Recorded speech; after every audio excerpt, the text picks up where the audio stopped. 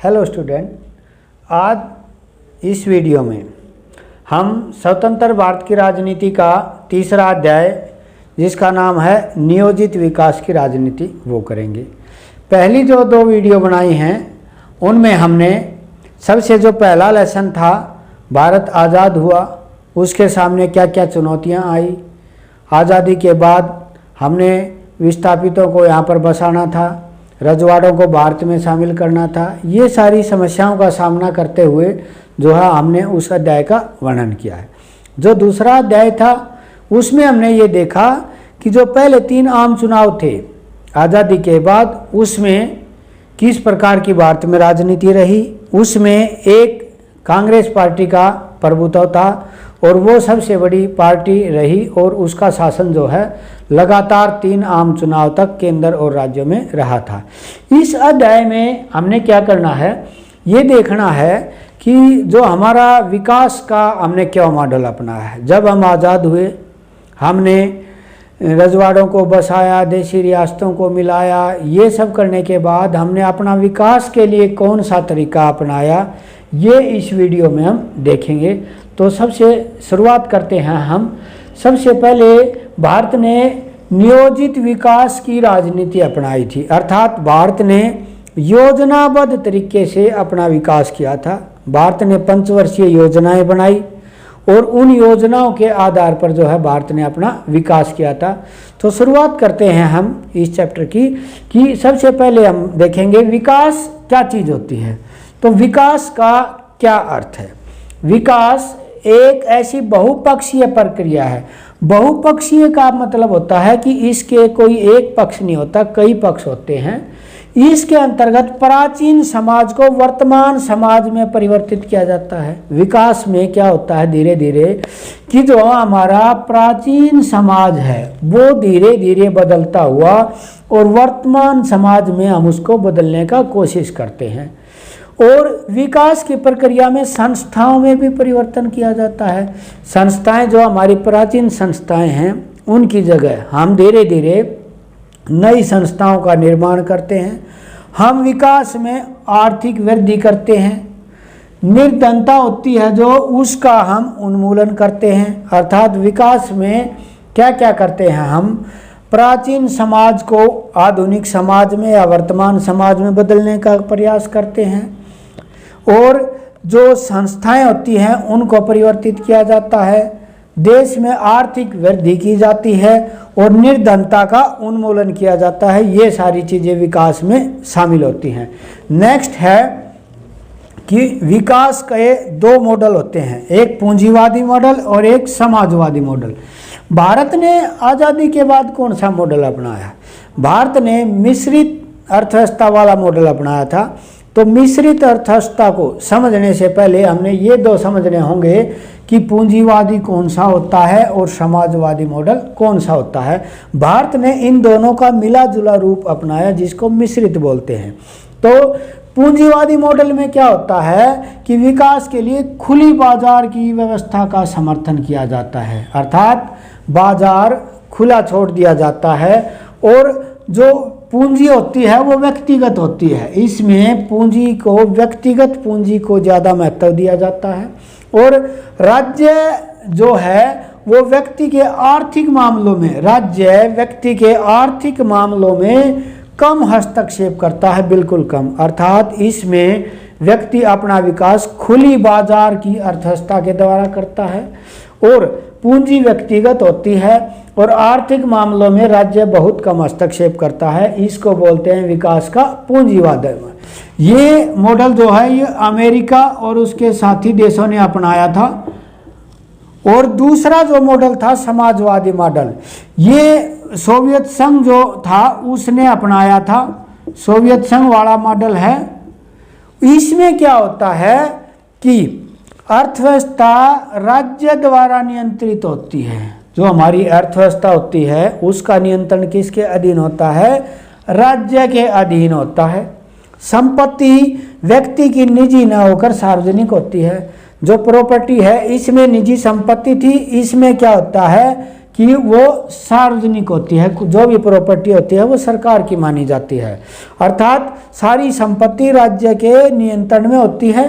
और सभी प्रकार के उद्योग और धंधे, जो जो प्रमुख उद्योग धंधे होते हैं जिनसे राष्ट्र का विकास होता है, वो सारे उद्योग धंधे किसके नियंत्रण में होते हैं? राज्य के नियंत्रण में होते हैं।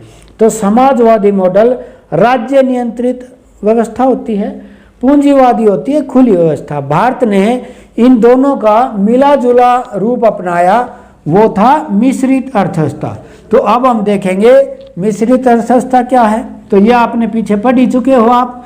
तो भारत ने क्या मॉडल अपनाया कि पूंजीवादी और समाजवादी अर्थव्यवस्था का जो मिला जुला रूप था। तो भारत ने क्या किया, कुछ क्षेत्र निजी हाथों को दिए, बहुत कम दिए थे हालांकि आरंभ में, और कुछ ज़्यादातर जैसे बड़े बड़े उद्योग थे, बड़ी बड़ी जो कंपनियां थी, वो सरकार ने अपने पास रखी थी। तो इनका दोनों का जो मिला जुला रूप होता है वो मिश्रित अर्थव्यवस्था कहलाता है। भारत ने आज़ादी के बाद से लेकर सन 1991 तक मिश्रित अर्थव्यवस्था अपनाई। हमने 1991 तक ये अर्थव्यवस्था अपनाई। 1991 के बाद हमने अपना जो रूप था वो समाजवाद की तरफ हमारा पहले झुकाव ज़्यादा था, उसकी जगह हमने अपना झुकाव पूंजीवाद की तरफ कर लिया। उससे पहले हमने इसका जो है ये मिला जुला रूप अपनाए रखा था।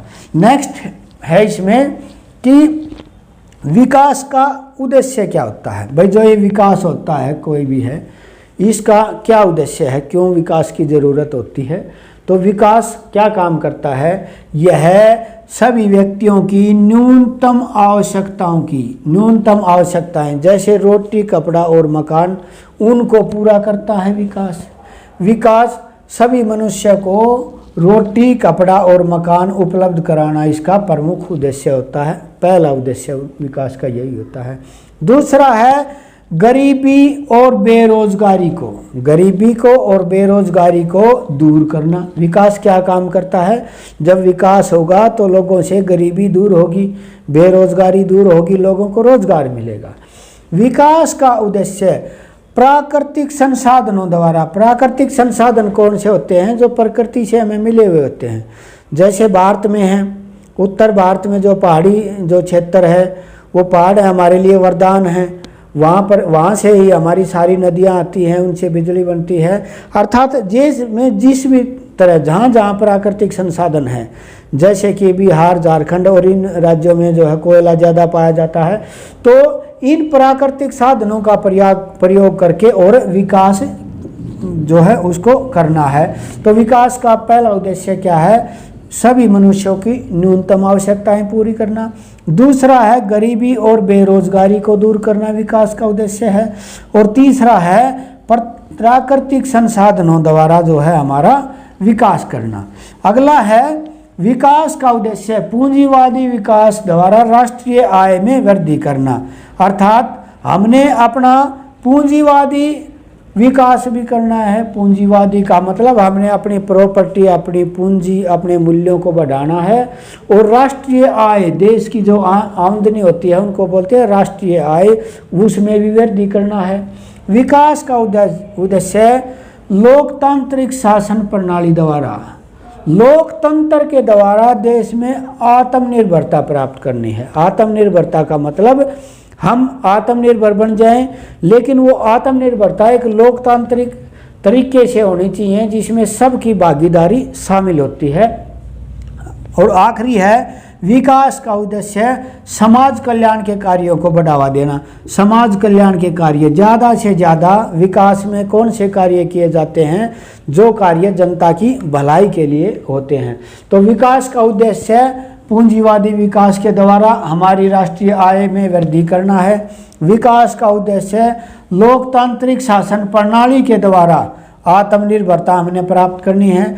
और विकास का उद्देश्य समाज कल्याण के कार्यों को बढ़ावा देना है। अगला है नियोजन का क्या अर्थ है। भारत ने नियोजन अपनाया था, उसके क्या उद्देश्य हैं। तो नियोजन क्या चीज़ होती है, मैंने बताया था। भारत ने पंचवर्षीय योजनाएं बनाकर 5-5 साल की भारत ने योजनाएं बनाई। भाई पहले जो 1951 में जो है हमारी पहली पंचवर्षीय योजना शुरू हुई थी, ठीक है भाई, हमने सबसे पहले 5 साल का एक टारगेट रखा था। भी हमने सबसे पहले प्राथमिक 5 सालों में क्या करना है, उसके बाद अगले 5 साल में हमने क्या करना है, इसको बोलते हैं नियोजन। अर्थात भारत ने एक योजनाबद्ध तरीके से जो है भारत का विकास किया था।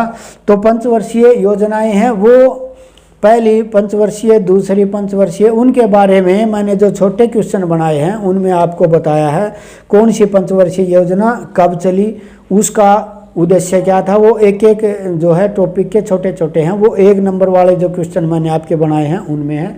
ये आपको जो है बेसिक रूप से लेसन समझाने के लिए, ताकि आपको इस अध्याय का, सभी अध्यायों का भावार्थ समझ में आ जाए, इनके टॉपिक समझ में आ जाए। तो आते हैं हम, नियोजन का क्या अर्थ है और भारत ने जो नियोजन अपनाया उसके क्या उद्देश्य थे। सामान्य शब्दों में नियोजन का अर्थ होता है कम से कम खर्च द्वारा, अर्थात खर्चा तो बिल्कुल कम से कम करें हम, खर्च कम से कम होना चाहिए, और जितने हमारे पास उपलब्ध संसाधन हैं, जितनी चीज़ें हमारे पास उपलब्ध हैं उनका ज़्यादा से ज़्यादा प्रयोग करके, अर्थात कम खर्चे में जितने संसाधन उपलब्ध हैं उनके द्वारा उनका अधिक से अधिक हम प्रयोग करके और विकास का लक्ष्य प्राप्त करना, अर्थात विकास करना है। हमने भारत में आज़ादी के बाद नियोजित विकास की राजनीति को ही अपनाया था। तो नियोजन का मतलब समझ गए ना आप, कम खर्चे में जितने संसाधन हैं उनका प्रयोग करते हुए और उनका ज़्यादा से ज़्यादा प्रयोग करते हुए विकास का लक्ष्य हमने प्राप्त करना है। अब जो नियोजन है इसका क्या उद्देश्य क्या है, जैसे विकास के उद्देश्य थे उसी प्रकार नियोजन का उद्देश्य भी है। हमने अपना आर्थिक विकास करना था, जन कल्याण करना था, लोगों की भलाई करनी थी। तो नियोजन का पहला उद्देश्य क्या है कि लोगों के जीवन स्तर को, हमारा जो जीवन स्तर है उसको ऊंचा उठाना है। मतलब जब हम आज़ाद हुए गरीबी बहुत ज़्यादा थी, बेरोजगारी बहुत ज़्यादा थी, और जो खाद्यान्न संकट भी रहता था, भारत में पर्याप्त अनाज पैदा नहीं होता था, तो लोगों का जीवन स्तर बिल्कुल निम्न था। तो जीवन स्तर को ऊंचा उठाना था। आर्थिक नियोजन के द्वारा पूंजी का और साधनों का, जितनी हमारे पास पूंजी थी, जितने हमारे पास साधन थे, उनका वितरण समाज के सभी वर्गों में करना था। अर्थात जो भी चीज़ें हमारे पास देश में उपलब्ध थी उनका जो है सभी वर्गों में समान वितरण हमने करना था। तो नियोजन का पहला उद्देश्य क्या बताया है मैंने आपको कि जीवन स्तर को लोगों का ऊंचा उठाना, और दूसरा पूंजी और साधनों का सभी समाजों में जो है समान वितरण करना। अगला है नियोजन का उद्देश्य प्राकृतिक संसाधनों का उपयोग करके, हमारे जितने भी प्राकृतिक संसाधन हैं उनका उपयोग करते हुए आर्थिक विकास हमने करना है। आर्थिक विकास करना है प्राकृतिक संसाधनों का प्रयोग करते हुए। नियोजित विकास का उद्देश्य रोजगार के अवसर बढ़ाना, लोगों में रोजगार के अवसर बढ़ाना, लोगों को ज़्यादा से ज़्यादा जो है ऐसे नीतियाँ बनाना जिससे लोगों को रोजगार ज़्यादा मिले और उनका जीवन स्तर ऊंचा उठाना। नियोजन का उद्देश्य क्षेत्रीय असमानताओं को समाप्त करके। क्षेत्रीय असमानताएं क्या होती हैं भाई, कोई क्षेत्र देश का ऐसा होता है जहाँ पर प्राकृतिक रूप से संसाधन पहले से ही अच्छे मौजूद हैं, वहाँ का जो है विकास ज़्यादा हो रहा है। एक ऐसा क्षेत्र हो सकता है जो दुर्लभ क्षेत्र है, जहाँ प्राकृतिक संसाधन भी नहीं है और लोगों को सुविधाएं भी प्राप्त नहीं हो। तो उन असमानताओं को समाप्त करके और सभी समाजों में समन्वय स्थापित करना, अर्थात सभी समाजों में समन्वय स्थापित करना हमारा उद्देश्य है। और नियोजन का उद्देश्य शोषण से मुक्ति प्राप्त करना है, अर्थात जो समाज में शोषण है उससे हमने मुक्ति प्राप्त करना है और सभी जो मनुष्य हैं उनका संपूर्ण विकास हमने करना है, सभी मनुष्यों का संपूर्ण। तो नियोजन का क्या क्या उद्देश्य है कि प्राकृतिक संसाधनों का उपयोग करते हुए आर्थिक विकास करना है। दूसरा है रोजगार के अवसर बढ़ाना है और लोगों का जीवन स्तर ऊंचा उठाना है। क्षेत्रीय असमानताएं हैं, उन क्षेत्रीय असमानताओं को दूर करके, उनको समाप्त करके और जो है सभी समाजों में समान जो है समन्वय स्थापित करना है और शोषण मुक्त समाज, हमारा समाज कैसा होना चाहिए, शोषण मुक्त समाज होना चाहिए और सभी मनुष्यों का संपूर्ण विकास करना है। नेक्स्ट है नियोजित आर्थिक व्यवस्था जो थी उसका भारत को क्या लाभ हुआ? लाभ वही हुआ जो हमने पीछे अभी बताए हैं। लाभ जो हमने टारगेट रखे वो जितने हम प्राप्त कर सके वो हमारा लाभ माना जाएगा। तो क्या क्या हुआ? इसके कारण भारत में उत्पादन में वृद्धि हुई, भारत में उत्पादन में वृद्धि हुई, उद्योगों का उत्पादन भी बढ़ा, कृषि का उत्पादन भी बढ़ा, दूध का उत्पादन भी बढ़ा। ठीक है, तो हमने क्या किया, उत्पादन में वृद्धि हुई और खाद्यान्न के क्षेत्र में पहले हमारे पास खाद्यान्न का जो है पर्याप्त भंडार नहीं होता था, अनाज पर्याप्त नहीं होता था, लेकिन नियोजन के द्वारा हमने क्या किया कि हम खाद्यान्न के क्षेत्र में भी आत्मनिर्भर बन गए, हमने अपना उत्पादन भी बढ़ाया। नियोजन के द्वारा देश का संतुलित विकास किया गया। जिन क्षेत्रों में गरीबी ज़्यादा थी वहाँ भी हमने कोशिश की कि विकास उस क्षेत्र में भी बढ़ाया जाए, तो देश का संतुलित विकास करने की कोशिश की गई और पिछड़े जो क्षेत्र थे उन पर पर्याप्त या विशेष रूप से ध्यान देने की सरकार ने कोशिश की। नियोजन के कारण राष्ट्रीय पूंजी का समान वितरण करने का प्रयास किया गया, अर्थात जो राष्ट्रीय पूंजी थी उसका वितरण हमने क्या कोशिश की कि समान होना चाहिए, संतुलित विकास होना चाहिए, ताकि एक जगह से राष्ट्रीय पूंजी केंद्रित न हो, ताकि किसी भी एक राज्य में किसी भी एक संस्था के पास जो राष्ट्रीय पूंजी है वो इकट्ठी न हो। और नियोजन के द्वारा ही भारत में पंचवर्षीय योजनाओं के द्वारा, पंचवर्षीय जो योजनाएं बनाई भारत ने, मैंने बताया था 5-5 साल के लिए जो योजनाएं बनाई, उनके द्वारा कृषि का विकास और उद्योगों का विकास। कृषि का विकास जो पहली पंचवर्षीय योजना थी उसमें हमने कृषि के क्षेत्र पर ज़्यादा जोर दिया, दूसरी जो पंचवर्षीय योजना थी उसमें हमने उद्योगों पर ज़्यादा जोर दिया। तो इससे क्या क्या लाभ हुआ? एक तो हमारा उत्पादन है वो बढ़ा और खाद्यान्न का जो क्षेत्र था उसमें हम आत्मनिर्भर बन गए। योजना के द्वारा हमारा संतुलित विकास किया गया और जो है पिछड़े क्षेत्रों का जो है पर्याप्त इसमें ध्यान दिया गया। नियोजन के कारण ही जो हमारी राष्ट्रीय पूंजी थी उसका समान वितरण किया गया, राष्ट्रीय पूंजी का समान वितरण किया गया और इसके द्वारा पंचवर्षीय हमने योजनाएं बनाई और पंचवर्षीय योजनाओं के द्वारा कृषि का और उद्योगों का हमने विकास किया। नेक्स्ट है भारत में योजना आयोग के कार्यों का वर्णन कीजिए। तो योजना आयोग क्या था कि आरंभ में हमने अपने देश का विकास करने के लिए एक संस्था बनाई, उसका नाम था योजना आयोग। इसकी स्थापना 1950 ईस्वी में, ये ठीक कर रहा हूँ मैं, इसकी स्थापना सन 1950 ईस्वी में की गई थी और इसका क्या उद्देश्य था, ये हो गया है। इसका क्या उद्देश्य था? इसका उद्देश्य था कि देश में जितने भी संसाधन होते हैं उनका ध्यान रखते हुए और विकास की नींव तैयार करना। मतलब योजना आयोग का काम था हमारे देश में जितने संसाधन हैं उनको ध्यान में रखते हुए और हमारा विकास करना था। इसके अध्यक्ष जो है वो प्रधानमंत्री होते थे। वर्तमान में 1 जनवरी 2015 से इसकी जगह एक अन्य संस्था नीति आयोग है वो काम कर रही है। अब ये योजना आयोग नहीं है, लेकिन आरंभिक जब हमारी शुरुआत की तो हमने योजना आयोग की संस्था बनाई थी।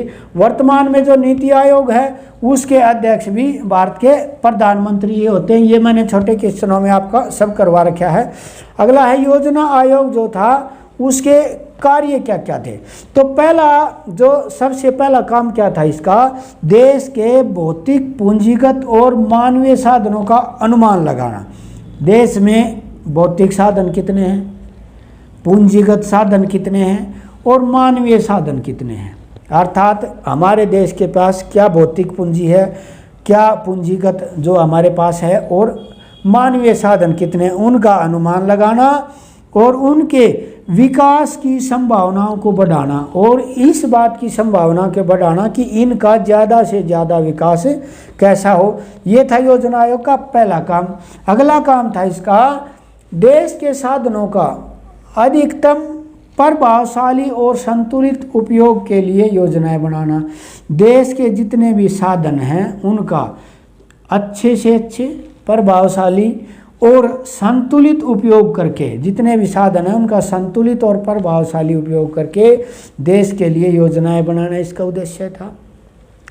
देश की विकास परियोजनाओं के बारे में प्राथमिकताओं के आधार पर नीतियां बनाना, अर्थात ये देखना कि जो हमने विकास के लिए जो परियोजनाएं बनाई हैं, देश के विकास के लिए जो हम परियोजनाएं बना रहे हैं उनमें प्राथमिकता के आधार पर ये देखना कि पहले किस चीज़ की ज़रूरत है और बाद में कौन सी चीज़ की ज़रूरत है। प्राथमिकता, जैसे प्राथमिक रूप से हमने क्या जाना कि सबसे पहले हमें अनाज उत्पन्न करना था ताकि हम अपनी जनसंख्या का पेट भर सके। तो प्राथमिक क्षेत्र के आधार पर जो हमने अपनी नीतियाँ बनाई थी। योजना के मार्ग में आने वाली बाधाओं को पहचानना और जो हम ये योजनाएं बना रहे थे इनके मार्ग में कौन कौन सी बाधाएं आ रही हैं उनको पहचानना। जो हम ये काम कर रहे हैं इनमें क्या क्या समस्याएं, क्या क्या बाधाएं आ रही हैं इनको पहचानना और उनको दूर करने का उपाय भी बताना। और जो बाधाएं हैं उनको पहचान करके उनको दूर करने का उपाय बताना। तो इसके क्या काम थे? देश के साधनों का प्रभावशाली और संतुलित उपयोग करके देश के लिए योजनाएं बनाना। देश की विकास परियोजनाओं के बारे में प्राथमिकता के आधार पर नीतियां बनाना, अर्थात ये देखना कि प्राथमिक नीतियां कौन सी हैं और सेकेंडरी कौन सी हैं। और योजना के मार्ग में जो जो बाधाएं आती हैं उन बाधाओं को पहचानना और उनको दूर करने के उपाय बताना। नेक्स्ट है हरित क्रांति क्या है और इसके उद्देश्य क्या थे। हरित क्रांति भारत में 1960 के दशक के मध्य आई। 1965 और 67 का जो काल था वो भारत में खाद्यान्न संकट का काल था। उस समय जो है देश में व्यापक स्तर पर जो है खाद्यान्न संकट आया था। तो इसी दौर में भारत में हरित क्रांति आई थी। और उसमें क्या हुआ था, हरित क्रांति में जो पश्चिमी उत्तर प्रदेश, पंजाब और हरियाणा का जो समतल एरिया था वहाँ पर हमने विशेष रूप से गेहूं और चावल की जो फसल थी उसमें हमारी सरकार ने प्रयोग किया और उसमें उसकी जो उत्पादन की दर थी वो 4 से 5 गुना तक बढ़ा दी गई। और इसे भारतीय जो है उस व्यवस्था में हरित क्रांति के नाम से जाना जाता है। 1960 के दशक के मध्य में गेहूं और चावल के उत्पादन में बहुत ज़्यादा वृद्धि हुई। इसका उत्पादन 4 से 5 गुना बढ़ गया। इसे भारत में हरित क्रांति के नाम से जाना जाता है। और यह जो है सबसे पहले इसका प्रयोग हमने 2 फसलों पर किया था। इसमें क्या क्या विशेषताएं की या हरित क्रांति में हमने क्या क्या चीज़ें अपनाई ताकि इन जो है खाद्यान्न का उत्पादन ज़्यादा बढ़ गया। तो हमने क्या क्या किए थे। पहला था कि इसमें फसल में बढ़ोतरी हो गई। इसमें गेहूं और चावल के उत्पादन में हरित क्रांति के दौरान बहुत ज़्यादा बढ़ोतरी हो गई। ये पहली विशेषता रही थी। दूसरा था इसमें अच्छे बीजों का प्रयोग होता था। हरित क्रांति के दौरान फसलों के लिए हाइब्रिड और अच्छे बीज जो आजकल बीज आते हैं उनको हाइब्रिड बीज हम बोलते हैं, उनके प्रयोग की जो है शुरुआत हुई। हाइब्रिड बीजों की विशेषता क्या होती है कि इनमें कीटनाशकों का प्रभाव अपेक्षाकृत साधारण बीजों की अपेक्षा काफ़ी कम होता है और उत्पादन जो है इनका वो कई गुना ज़्यादा होता है। तो हरित क्रांति क्या थी? हरित क्रांति 1960 के दशक के मध्य में गेहूं और चावल के उत्पादन में जो भारत में व्यापक वृद्धि हुई उसको हरित क्रांति बोलेंगे। इसमें एक तो हमारी जो है पहली विशेषता हम क्या बताएंगे कि फसलों में जो है बहुत ज़्यादा बढ़ोतरी हो गई, विशेष रूप से गेहूं और चावल में। और इसमें हमने अच्छे हाइब्रिड बीजों का जो है प्रयोग शुरू किया। उसके बाद कृषि का मशीनीकरण, पहले जो कृषि की जाती थी, खेती की जाती थी, वो साधारण तरीके से की जाती थी, बैलों के द्वारा, हल के द्वारा की जाती थी। तो हरित क्रांति के बाद कृषि के क्षेत्र में नए नए औजार आए और मशीनों का निर्माण शुरू हुआ। ट्रैक्टर का युग आ गया और जो खेती करने के जो प्राचीन तरीके थे उनकी जगह जो है नए नए क्षेत्रों के द्वारा, नए नए तरीकों के द्वारा, नई नई मशीनों के द्वारा हमने कृषि करनी शुरू कर दी। सिंचाई प्रबंधन किया। इसके अंतर्गत जो समतल भाग थे, मैंने बताया था विशेष रूप से उत्तर प्रदेश का पश्चिमी भाग, पंजाब, हरियाणा, जो समतल भाग हमारे पास थे वहाँ पर पानी को पहुँचाने के लिए हमने बांध और नहर बनाए, ताकि क्योंकि जो ये हाइब्रिड बीज होते हैं इनमें पानी की ज़्यादा मात्रा की आवश्यकता होती है, तो वहाँ पर हमने नहरें बना करके और वहाँ पर पानी पहुँचाने का कोशिश किया। उसके बाद है कीटनाशक दवाओं का प्रयोग। इसमें एक और आई, उससे पहले जो कीटनाशक दवाएं होती थी वो नहीं होती थी, उनका प्रयोग हम नहीं करते थे। तो जो भी साधारण रूप से फसल बोई जाती थी उनको जो है जो कीट पतंग हैं या और जो भी हैं वो चीज़ें नष्ट कर देती थी। तो इसमें कीटनाशक दवाओं का प्रयोग किया गया।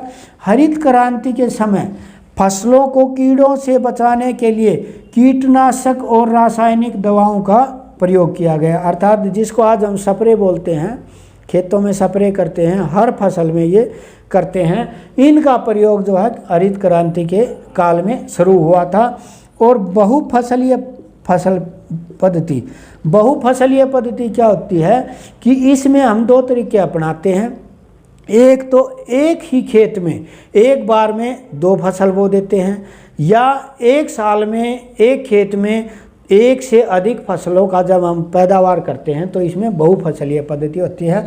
हरित क्रांति के दौरान एक ही खेत में एक से अधिक फसल बोई जाने लगी, और तो इसे हम बहुफसलीय पद्धति कहते हैं। तो क्या क्या हुआ था इसमें, कृषि में मशीनीकरण आ गया, अर्थात कृषि के क्षेत्र में नई नई मशीनें आई। सिंचाई का हमने जो है प्रबंधन किया, नहर बनाई, बांध बनाए। उसके बाद हमने जो कीटनाशक दवा हैं उनका प्रयोग शुरू किया, और जो कीड़ों से फसलों को बचाता था, और रासायनिक दवाओं का प्रयोग किया। बहुफसलीय पद्धति अपनाई। इसमें हमने क्या किया कि अधिक से अधिक जो है एक खेत में एक से अधिक फसल बोई जाने लगी। अगला है भारत ने विकास का कौन सा मॉडल अपनाया और उसकी क्या विशेषता थी। शुरुआत में ही हमने बताया था भारत ने मिश्रित अर्थव्यवस्था के द्वारा और नियोजन की राजनीति अपनाई, अर्थात हमारी अर्थव्यवस्था मिश्रित थी और नियोजन का तरीके से योजनाएं बनाकर हमने अपना विकास किया। तो भारत ने विकास के लिए मिश्रित अर्थव्यवस्था वाला मॉडल अपनाया था। भारत ने आर्थिक विकास के लिए नियोजन को महत्व दिया था। भारत ने आर्थिक विकास के लिए योजना आयोग का गठन किया था, और उसने पंचवर्षीय योजना बनाई थी और उनके द्वारा अपना विकास किया था। और खेती और उद्योगों का साथ साथ में विकास किया था। हमने ऐसा नहीं किया कि एक क्षेत्र का ज़्यादा विकास किया। पहली पंचवर्षीय योजना में खेती को बढ़ावा दे दिया, दूसरी जो योजना थी उसमें उद्योगों को। तो हमने दोनों चीज़ों को कोशिश की कि साथ साथ इनका विकास हो जाए। तो विकास का कौन सा मॉडल था हमारा, मिश्रित अर्थव्यवस्था वाला मॉडल था। इसमें आर्थिक विकास के लिए हमने नियोजन को महत्व दिया, और भारत ने आर्थिक विकास के लिए एक संस्था बनाई जिसका नाम था योजना आयोग, और पंचवर्षीय योजनाओं का हमने निर्माण किया, और खेती और उद्योगों का हमने साथ साथ विकास किया। नेक्स्ट है भारत में खाद्य संकट के क्या परिणाम हुए। भारत में खाद्य संकट मैंने बताया था 1965 और 67 का जो दौर था उसमें भारत में खाद्यान्न संकट आया था। लोगों को अकाल पड़ा था, घोर अकाल पड़ा था, खाद्यान्न की बहुत ज़्यादा कमी हो गई थी। तो इसमें भारत में क्या क्या परिणाम हुए, क्या समस्याएं आई। तो खाद्यान्न संकट से भारत में बड़े पैमाने पर कुपोषण फैल गया। कुपोषण का मतलब जब जो जनसंख्या होती है उसके एक बड़े भाग को और भरपेट भोजन भी नहीं मिलता। कुपोषण का मतलब सामान्य साइंस में बोला जाता है कि जितने हमारे शरीर को ऊर्जा की ज़रूरत होती है यदि उतनी हमें नहीं मिल पाती वो कुपोषण कहलाता है। तो खाद्य संकट के कारण भारत में कुपोषण फैल गया। बिहार के कई जिलों में प्रतिदिन आहार कैलोरी सबसे ज़्यादा जो है बिहार में क्या संकट आया था कि आहार कैलोरी होती है। आहार कैलोरी का मतलब कि एक व्यक्ति जो गांव में है और जो काम करता है उसको प्रतिदिन 2400 कैलोरी ऊर्जा की आवश्यकता होती है अपना जीवन बसर करने के लिए, लेकिन वो कैलोरी कितनी आ गई, घट करके 1200 आ गई। अर्थात एक व्यक्ति जिसको 2400 कैलोरी की ज़रूरत है उसकी कितनी 1200 कैलोरी मात्र रह गई थी। अर्थात खाद्यान्न की बहुत बड़ी समस्या आ गई थी। 1967 के वर्ष में बिहार में मृत्यु दर 34% तक बढ़ गई थी। ये एक भयंकर आंकड़ा होता है। 34% का मतलब ये होता है एक सामान्य वर्ष में यदि एक गांव में 100 व्यक्तियों की मृत्यु होती है तो उसी गांव में एक वर्ष में 134 की मृत्यु होने लगी। तो 34% तक जो है ये मृत्यु दर बढ़ गई थी, और वो सिर्फ खाद्यान्न संकट की वजह से ही। खाद्यान्न संकट के कारण खाद्यान्न की कीमतों में बहुत ज़्यादा बढ़ोतरी हो गई थी। खाद्यान्न की कीमत थी वो बहुत ज़्यादा बढ़ गई थी। क्यों? क्योंकि जो अमीर व्यक्ति होते थे या जिनकी कैपेसिटी होती थी वो अनाज को स्टॉक करना उन्होंने शुरू कर दिया, इकट्ठा करना शुरू कर दिया। तो आम आदमी जो है इसमें इसको जो है खरीद नहीं पाया। तो खाद्यान्न संकट आया भारत में। उसमें क्या क्या हुआ कि इससे देश के एक बड़े भाग में कुपोषण फैल गया। जो आहार होता है 2400 कैलोरी की जिसको हमको ज़रूरत होती है वो 1200 कैलोरी रह गया घट करके। और बिहार में मृत्यु दर है वो 34% तक बढ़ गई थी। और खाद्यान्न संकट के कारण जो है खाद्यान्न की कीमतें हैं वो बहुत ज़्यादा बढ़ गई थी। तो आपने ये पढ़ा, इस लेसन को ध्यान से देखना, आपको पूरा समझ में आ जाएगा। उसके बाद आपको कुछ ज़्यादा एक्स्ट्रा कुछ नहीं करना है। छोटे क्वेश्चन हैं वो अलग हैं। तो इस वीडियो को आप पूरे ध्यान से देखना, ये आपके हित के लिए है। धन्यवाद।